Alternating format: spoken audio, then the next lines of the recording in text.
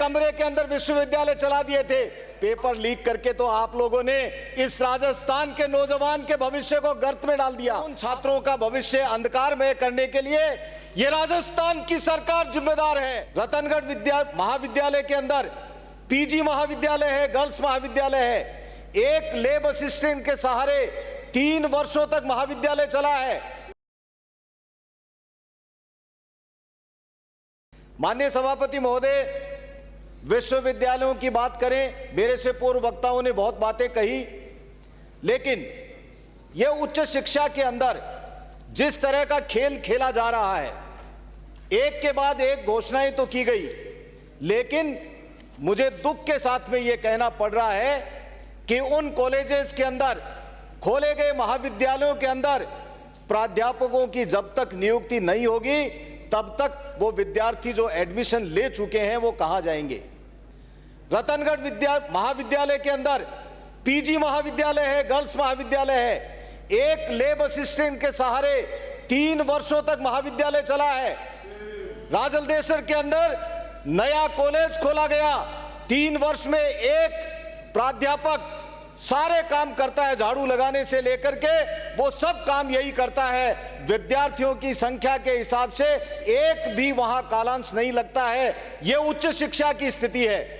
इस राजस्थान को कहां ले जाना चाहती है ये सरकार, जहां एक तरफ भारत के अंदर हमारे राजस्थान के विश्वविद्यालयों का नाम आता था, यहां से निकला हुआ विद्यार्थी अच्छी नौकरी पाता था, उसकी एक इमेज थी, लेकिन आज विश्वविद्यालय खाली पड़े हैं, आज महाविद्यालय खाली पड़े हैं। आज स्थिति यहां तक बदतर है कि उन छात्रों का भविष्य अंधकारमय करने के लिए यह राजस्थान की सरकार जिम्मेदार है। और शिक्षा के अंदर यदि हम गुणवत्तापूर्वक शिक्षा नहीं दे पाएंगे तो इस देश को, इस राजस्थान राज्य को गर्त में ले जाने का काम यह राजस्थान की सरकार कर रही है।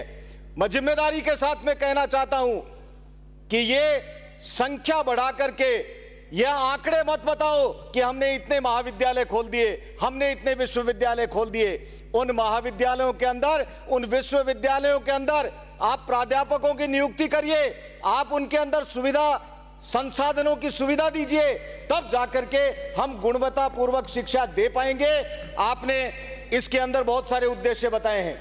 आपने विश्व के अंदर कल्पना, विश्व की कल्पना की है, लेकिन आप लोग पहले आपके राज्य राजस्थान के अंदर जो हालात हैं उन हालात को सुधारने के लिए तो काम करिए। आपने, मेरे से पूर्व वक्ताओं ने कई सारी बातें बताई, उनको मैं रिपीट नहीं करना चाहूंगा, लेकिन कुल मिलाकर के ये संख्या बढ़ाने के खेल को आप मत खेलिए। लेबर असिस्टेंट के, जहां पर लेबर असिस्टेंट, मैं जिम्मेदारी के साथ में कहता हूं सभापति महोदय, मंत्री महोदय जांच करवा ले। हमने मांग की कि यहां पर सेक्शंस बढ़ाओ, लेकिन सेक्शंस तो तब बढ़ेंगे तब जाकर के पहले वाले जितने खोले हुए हैं उसके अंदर भी आप जितने खोल रखे हैं उनके अंदर सेक्शंस बढ़ाओ, उनके अंदर प्राध्यापकों की नियुक्ति करो, उसके अंदर आप उसको क्रमोन्नत करो, तब जाकर के हमारा असली उद्देश्य जो है वो पूर्ति हो पाएगी। अदरवाइज तो ये सारा का सारा बेड़ा गर्क कर रहे हैं। ये राजस्थान की सरकार नौजवानों के साथ में जो खिलवाड़ कर रही है, मैं, ये शिक्षा से जुड़ा हुआ मामला है।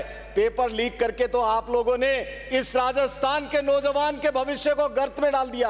अब आप और क्या करना चाहते हैं? एक के बाद एक बिल ला करके आपने ऐसा कर दिया है। मैं ऐसी स्थिति के अंदर आपको ये कहना चाहता हूं कि इन घोषणाओं के ऊपर विराम लगाओ, पहले की हुई घोषणाओं को पूरा करो, शिक्षा के क्षेत्र के अंदर जो जरूरी चीजें हैं उनको पूरा करो, उसके बाद में आगे बढ़ो। और वैसे भी 6 महीने के लिए मैं इसको जनता के बीच में परिचालित करने की मांग करता हूं। 6 महीने बाद में आप नहीं रहेंगे, और जैसे पहले आप लोगों ने पिछले राज के अंदर जो आप लोगों ने घोषणाएं की थी, एक एक कमरे के अंदर विश्वविद्यालय चला दिए थे, अपने चहेतों को उन विश्वविद्यालयों का कुलपति बनाने का काम किया था, और सरकार हमारी आई, और सरकार आने के बाद में उसका क्या असर हुआ था आपको पता है।